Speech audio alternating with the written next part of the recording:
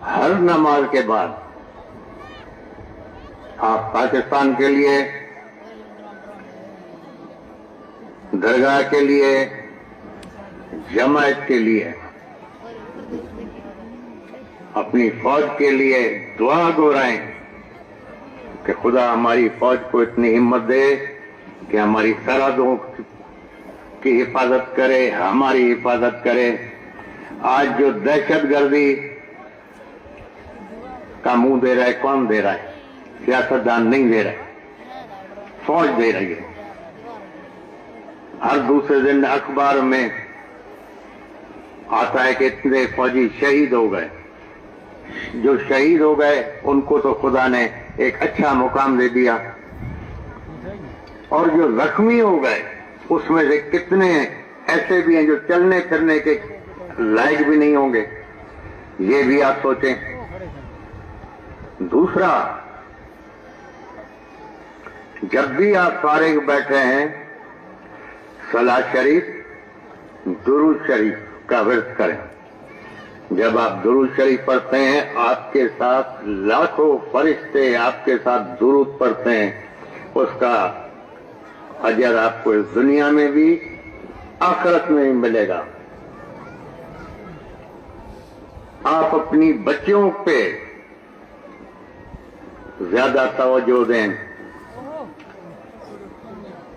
بچوں کی پڑھائی پہ توجہ دیں، کیونکہ بچیاں پڑھ لکھ جائیں گی، آگے اپنا گھر، اپنے بچوں کو سنبھال سکیں گی۔ میں 1 مہینے سے جماعت میں ہوں اور میری بچیاں دونوں میرے ساتھ ہیں۔ کچھ لوگوں نے اعتراض کیا کہ آپ جہاں جاتے ہیں بچیوں کو کیوں لے کے جاتے ہیں؟ میں نے کہا میری مرضی۔ کہا کہ نہیں، یہ تو صحیح نہیں ہے، جماعت میں بچیوں کو لے جاتے ہیں۔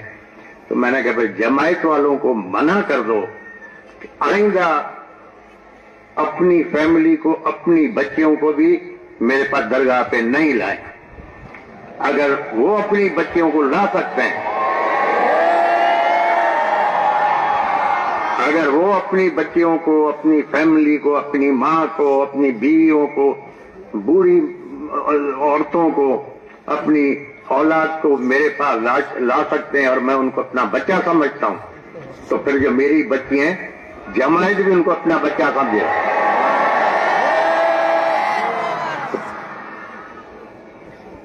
کل جب میں آ رہا تھا تو بچیاں شاید تھک گئیں، جو 1 مہینے سے گھر سے نکلی ہوئی ہیں، تو کہا بابا آپ گھر کب چلیں گے؟ میں نے کہا 1 ہفتہ اور رک جاؤ، پھر چلیں گے گھر۔ آپ اپنی بچیوں کی تعلیم پہ زیادہ سے زیادہ توجہ دیں، اور آپ کے جو بچے ہیں لڑکوں کی صحبت پہ توجہ دیں، لڑکوں پہ آنکھ رکھیں۔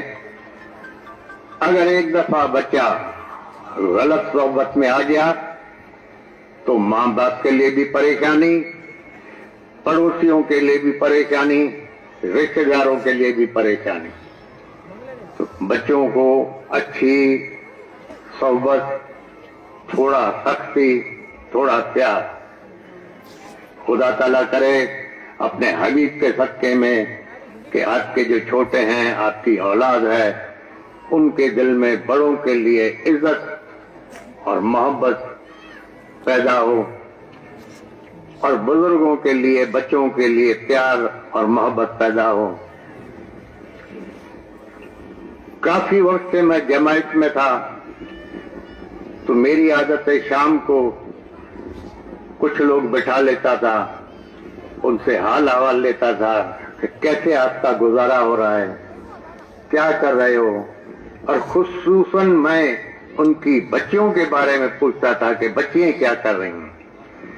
تو مجھے کافی خوشی ہوئی کہ ہماری جماعت کی بچی ہیں خدا کے فضل و کرم سے فوج میں بھی آ گئی ہیں، کچھ ڈاکٹر بن گئی ہیں، کچھ وکیل بن گئی ہیں۔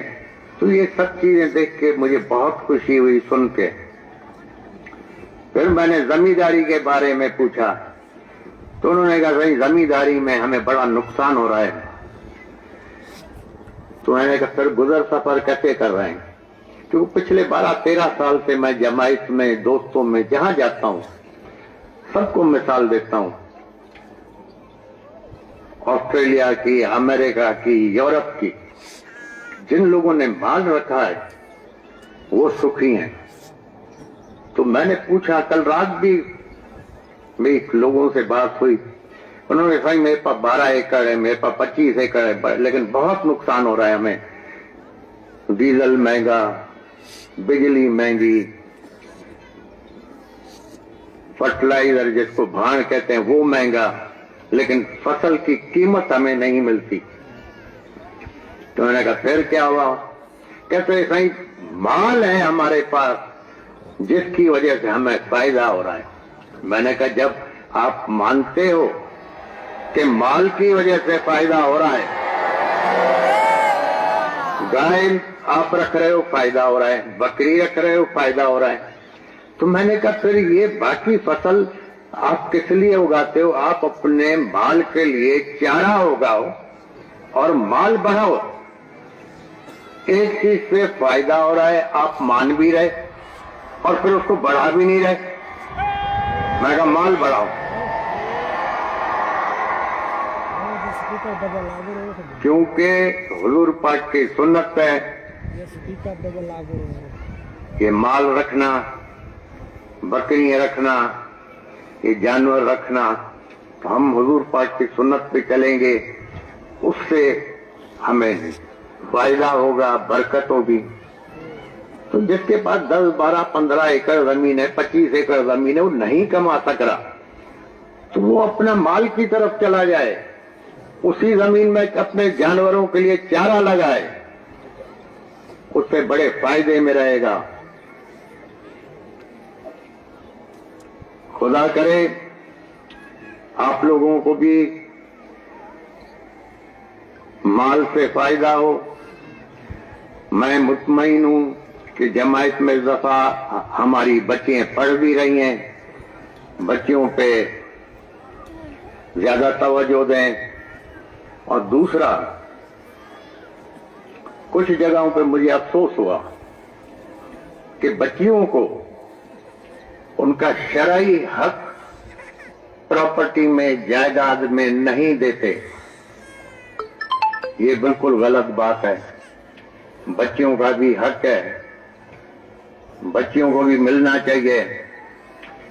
اگر باپ اپنی زندگی میں کوئی چیز بیچ گیا اور بچی کے نام پہ تھی وہ تو ٹھیک ہے، لیکن باپ جب فوت ہو جاتا ہے اور جو باپ کے نام پہ جائیداد ہے اس میں بچیوں کا حق ہے.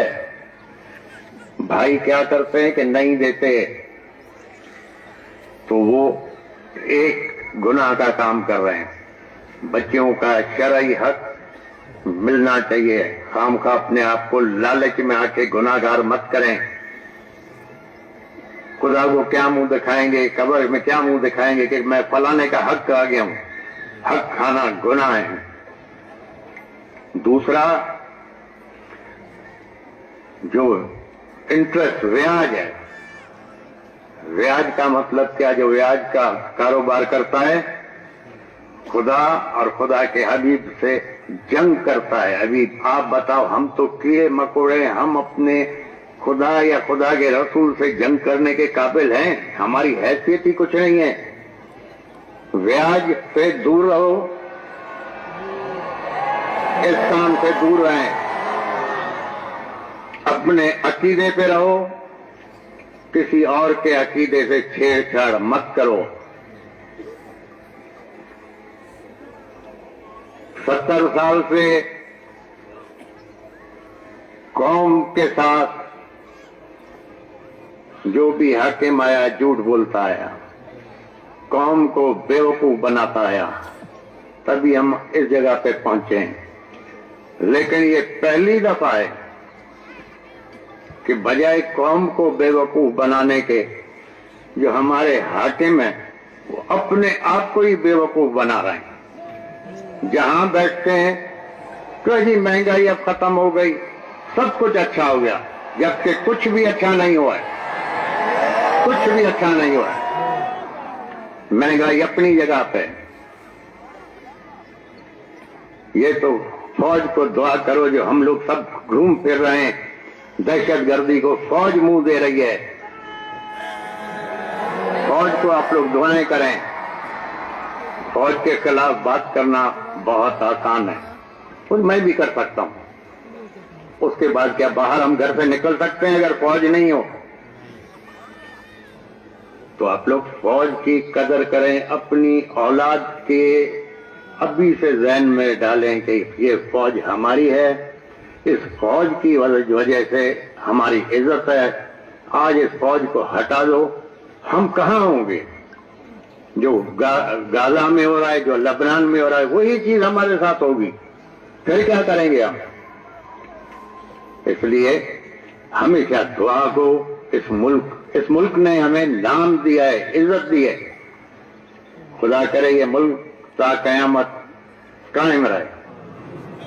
اور آپ لوگ دعا گو رہو، انشاءاللہ تعالی خدا کرے گا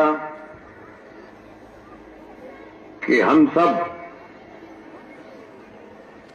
اپنی زندگی جتنی بھی ہے عزت سے گزار کے جائیں، کیونکہ جو کام آپ اچھا کرو گے وہی پیچھے چھوڑ کے جاؤ گے۔ کسی پڑوسی کے کام آؤ گے، وہ پڑوسی یاد کرے گا، کسی غریب رشتہ دار کے کام آ گئے وہ یاد کرے گا۔ باقی بڑے آدمی کے لیے تو کچھ بھی کرو وہ کبھی یاد نہیں کرتا، کیونکہ بڑے آدمی کو تو چھوٹے کو استعمال کرنا آتا ہے، کام نہیں آتا بڑا آدمی۔ میں جو پچھلے 1 مہینے سے گھر سے باہر ہوں، جماعت میں گیا ہوں، دوستوں سے ملا ہوں، تقریباً 90% غریب لوگوں سے میں ملا ہوں۔ غریب لوگوں کے دل کی آواز مجھ تک پہنچی ہے اور میں خوش ہوں۔ کچھ لوگوں کے گھروں میں یہ ہے کہ بیٹی پیدا ہو گئی، افسوس کرتے ہیں۔ ارے بھائی، بیٹی تو خدا کی رحمت ہے، آپ لڑکوں پہ لڑکا پیدا ہونا چاہیے۔ لڑکا کون سا آپ کو تیر مار کے دے گا؟ جب تک اس کی صحبت آپ نہیں کرو گے، اس کو صحیح راستے پہ نہیں چلاؤ گے۔ تو میں تو جہاں جاتا ہوں میرے ساتھ میری دونوں بیٹیاں ہوتی ہیں، جماعت میں جاتا ہوں میری بیٹیاں ہوتی ہیں۔ انشاءاللہ تعالی خدا کے رزق میں، روزی میں برکت عطا فرمائے۔ خدا تعالیٰ اپنے حبیب کے صدقے میں، پنجتن پاک کے صدقے میں پاکستان کو تا قیامت قائم دائم رکھے۔ خدا تعالیٰ آپ کی اولاد کو نیک راہ پہ چلنے کی توفیق عطا فرمائے۔ اور یہ یاد رکھنا، اپنے پڑوسیوں کو بھی بتانا کہ دیکھو خدا کی لاٹھی بے آواز ہے، سپر پاور کچھ نہیں کر سک رہا ہے۔ ایک جگہ پہ برف، دوسری جگہ پہ آگ، تو یہ میرے رب کی شان ہے۔ جو کہتے تھے کہ مسلمانوں کو ختم کر دو، غزہ میں جو ہیں لبنان کو ختم کر دو، یہودیوں کا ساتھ دے رہے تھے، اب دیں۔ میرے رب کی لاٹھی بے آواز ہے، اس کو روک کے تو دکھائیں۔ خدا آپ لوگوں کو خوش رکھے۔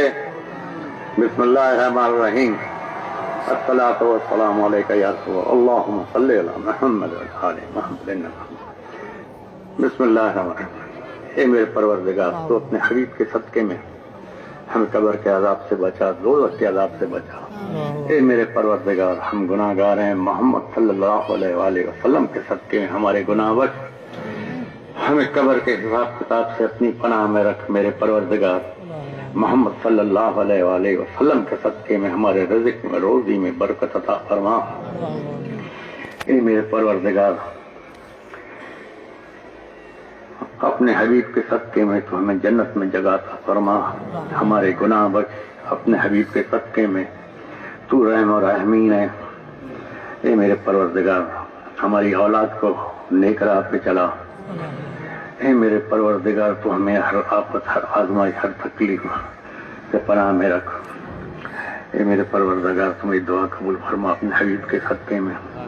بسم اللہ الرحمن الرحیم، اللہم صلی علی محمد وعلی آلہ، لا الہ الا اللہ محمد رسول اللہ۔